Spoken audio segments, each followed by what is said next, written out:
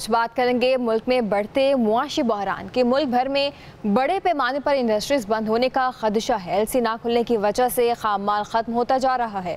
सिर्फ Korangi association of trade and industry में 60% मजदूर बेरोजगार हो चुके। लाखों अफराद का रोजगार चला गया। बेरोजगारी की वजह से अमन अमान की सूरत हाल भी खराब हो रही है। सिर्फ टेक्सटाइल के सेक्टर में तकरीबन 40% बेरोजगारी का सामना है। इसी पर मजीद बात करेंगे नुमाइंदा खसूसी काशिफ मनीर से। जी काशिफ। ऐसे ये जो माशी सूरत हाल है वो दिन ब दिन ख़राब होती जा रही है। इस वक्त सूरत हाल ये है कि अगर हम डॉलर की सूरत हाल देखें, क्योंकि हमारी अगर इकॉनमी देखें तो इंपोर्ट बेस इकॉनमी है और इस वक्त डॉलर जो है इंटर बैंक में 285-86 रुपये के करीब है और ओपन मार्केट को ये 300 रुपये को जो है वो क्रॉस कर गया है। 15-16 रुपये का फ़र्क है, जिसकी वजह से एलसीज़ में जो हम देख रहे हैं काफ़ी मुश्किलात हो रही हैं। फैक्ट्रीज़ को रॉ मटीरियल के लिए एलसीज़ में नहीं मिल रही है। इंपोर्ट में काफ़ी मसाइल हो रहे हैं, जिसकी वजह से कराची हो या पूरा मुल्क हो, कई कारखाने जो है वो बंद हो रहे हैं। हमारे साथ मौजूद हैं Korangi association of trade industry के प्रेसिडेंट फराजुर रहमान साहब। उनसे पूछते हैं क्या सूरत हाल है। फराज साहब ये बताइएगा कि ये काफ़ी सूरत हाल सुनने को मिल रही है हमको कि फैक्ट्रियाँ बंद हो रही हैं, बेरोज़गारी है, असल हकीकत इसके बारे में ज़रा बताइए। सूरत हाल ये है कि तकरीबन 60% जो लेबर है वो फारिग कर चुके हैं। उसकी मुख्तलिफ वजूहात हैं। एक जगह गैस की शॉर्ट ऑफ सप्लाई, दूसरी जगह जो है रॉ मटेरियल का दस्तयाब ना होना, तीसरी जगह बिजली का बहुत ज़्यादा महंगा हो जाना और आगे कस्टमर ज़ाहिर है अब डिमांड जब बिजली महंगी हो जाती है तो कॉम्प्रोमाइज़ पे आ जाते हैं, तो प्रोडक्ट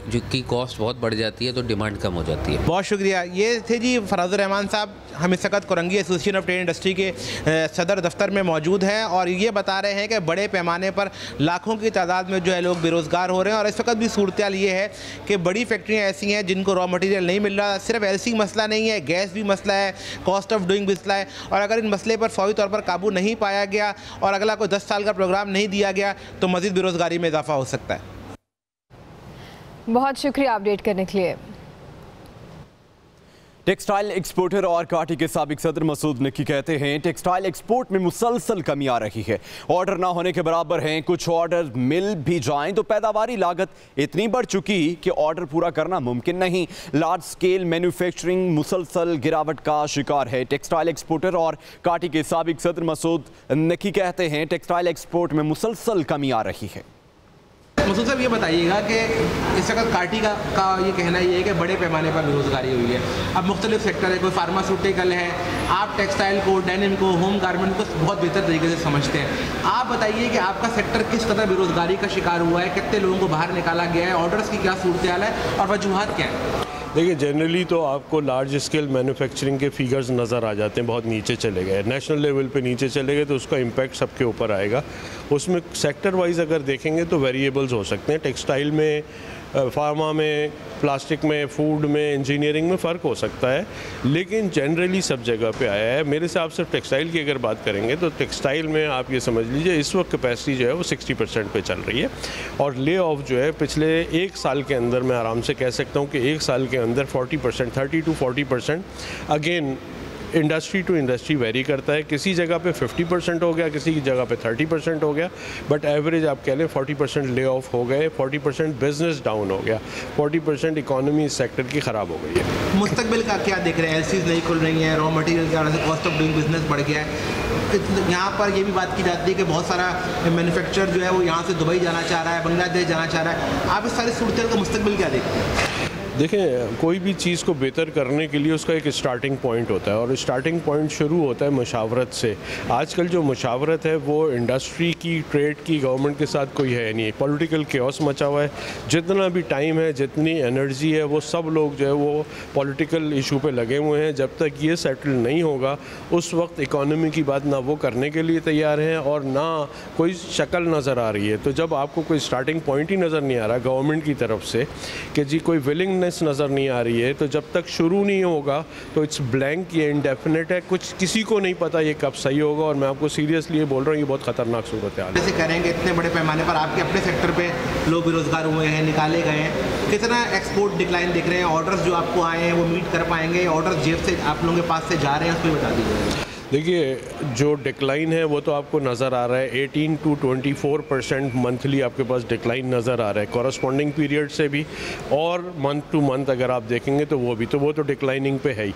दूसरी बात जो आप कहते हैं ऑर्डर्स फुलफ़िल कर पाएंगे, ऑर्डर्स आ ही नहीं रहे फुलफ़िल, ऑर्डर्स तो कैंसिल हो रहे हैं डेली बेसिस पे, माल जो है वो कैंसिल हो रहे हैं। पहले डिमांड ही नहीं आ रही है, डिमांड अगर 1% पे आ रही है, अगर हम खुश हो जाते हैं कि जी यार चलो 70% हो जाएगा, तो वो 10-20% तो कैंसिलेशन आ जाती हैं। तो मामला जो हैं वो ऑर्डर फुलफ़िल करने के नहीं है, ऑर्डर आने के और यहाँ की कंडीशंस के हैं।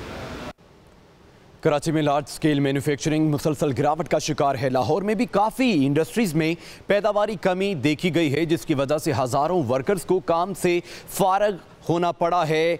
बुरी सिचुएशन है कराची में, जबकि लार्ज स्केल मैन्युफैक्चरिंग मुसलसल गिरावट का शिकार है। लाहौर में भी काफ़ी इंडस्ट्रीज जो हैं उनमें पैदावारी कमी देखी गई है, जिसकी वजह से हज़ारों वर्कर्स को काम से फारिग होना पड़ा है। और लाहौर में भी क्या सूरत हाल है उस हवाले से हम बात कर लेते हैं। हमें ज्वाइन किया है लाहौर चैम्बर्स के सदर काशिफ अनवर ने। बहुत शुक्रिया काशिफ साहब आपके वक्त का। काशिफ साहब बताइएगा कि क्या कराची की तरह लाहौर में मैन्युफैक्चरिंग इंडस्ट्रीज शदीद मुश्किलात का सामना कर रही हैं? गुज़श्ता 8 माह में कितने अफराद को रोजगार से हाथ धोना पड़ा है? तो पूरे पाकिस्तान में ये मसला चल रहा है कि इंडस्ट्री सतत नहीं चल रही, और ये इशू तो तभी से चल रहा है जब ट्रेड डेफिसिट को कंट्रोल करने के लिए गवर्नमेंट ने पोर्ट के ऊपर जो कंटेनर्स थे उन तमाम को वहां पर रोक लिया और रॉ मटेरियल क्लियर नहीं हुए। अब अल्टीमेटली जब रॉ मटेरियल क्लियर नहीं होंगे तो आपकी इंडस्ट्री नहीं चलेगी, और जब इंडस्ट्री नहीं चलेगी तो अल्टीमेटली आपको ले ऑफ करना पड़ेगा। जो दूसरी सबसे बड़ी वजह हो गई हमारी इंडस्ट्री की क्लोजर की, वो डिवेल्युएशन करेंसी हो गई। तो तीसरी सबसे बड़ी वजह जो हो गई इंटरेस्ट रेट का इतना बढ़ जाना हो गया, और उसके बाद ये तमाम फैक्टर्स इन्फ्लेशन की तरफ ले गए। तो इन तमाम चीजें, जब ये तमाम फैक्टर्स होंगे तो फिर आपकी इंडस्ट्री नहीं चलती है, और आपकी कॉस्ट ऑफ डूइंग बिजनेस, आपका बिजली का बिल, ये तमाम चीजें बहुत इंक्रीज कर गई हैं। तो जब आप अपना इनपुट कॉस्ट को इंक्रीज कर देते हैं तो आपकी फिर जो मैन्युफैक्चरिंग है वो सबसे ज्यादा हर्ट होती है। तो ये सिर्फ कराची में ही नहीं है, ये पूरे पाकिस्तान में, और तमाम इंडस्ट्री इन तमाम परेशानियों से गुजर रही है। जी अच्छा सर, ये भी बताइएगा कि इस बढ़ती बेरोजगारी पर काबू कैसे पाया जा सकता है, और आया हुकूमत इस बारे कोई इकदाम करती नजर आ रही है? मैं बिल्कुल हुकूमत के खिलाफ बात इसलिए नहीं करूंगा कि हुकूमत तो इस वक्त खुद मजबूर है, और जो हम हुकूमत से बार बार ये कहते हैं कि आप स्टेक होल्डर्स को ऑन बोर्ड लेके चलें, तो प्रोविंशियल गवर्नमेंट्स भी और फेडरल गवर्नमेंट भी they are trying their level best कि वो चैम्बर्स को ऑन बोर्ड रखें और उनसे पूछें। लेकिन बात यह है कि अगर आज मैं गवर्नमेंट को ये मशवरा दूं कि आप 250 पे ले आए रुपये को वर्सेस डॉलर, तो क्या वो ले आएंगे? मैं अगर ये मशवरा दूं कि 21% आपका कायबोर का रेट है, आप उसको 1 डिजिट कर दें, क्या गवर्नमेंट कर देगी? अगर मैं ये कहूँ कि आप पेट्रोल की प्राइसेस को कम कर दें ताकि हमारा जो इनपुट कॉस्ट है कम हो जाए, क्या वो कर देगी?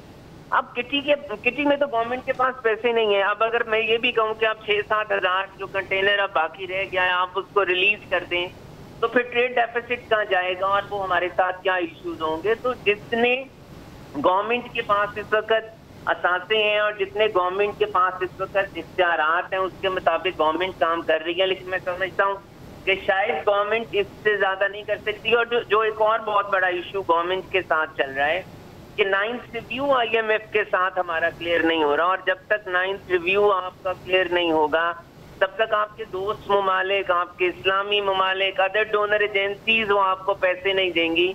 तो this is the need of the hour कि हमें जो सबसे जरूरी शॉर्टेस्ट टर्म हमारी पॉलिसी होनी चाहिए वो कि हमारी किटी में रिजर्व कैसे आए। और हम गवर्नमेंट को ये बार बार कह रहे हैं, लाहौर चैम्बर इस बात को बार बार कह रहा है कि प्लीज आप इसे एमनेस्टी कहें, आप इसे डिक्लेरेशन कहें, जितने भी अनडिक्लेयर्ड फॉरेन रिजर्व्स हैं उसकी कोई ऐसी पॉलिसी बनाई जाए कि वो गवर्नमेंट की किटी में आ जाए। देखिए IMF नहीं मानता या FATF नहीं मानता, हमारा काम है गवर्नमेंट को प्रपोजल देना, गवर्नमेंट का काम है कि वो IMF को और FATF को कन्विंस करे। लेकिन एक अंदाजे के मुताबिक अगर गवर्नमेंट एक दे देती है ऐसी एमनेस्टी तो 10 से 12 बिलियन डॉलर आपकी किटी के अंदर आ जाएंगे। तो मैं समझता हूँ कि this is the shortest term policy, जिसकी वजह से आपका रोजगार भी बढ़ सकता है, आपका रुपये भी बेहतर होगा, आपका इन्फ्लेशन भी कम होगा और आपका इंटरेस्ट रेट भी कम होगा। जी ठीक है, सदर काशिफ अनवर हमारे साथ मौजूद थे। सर बहुत शुक्रिया आपके वक्त का।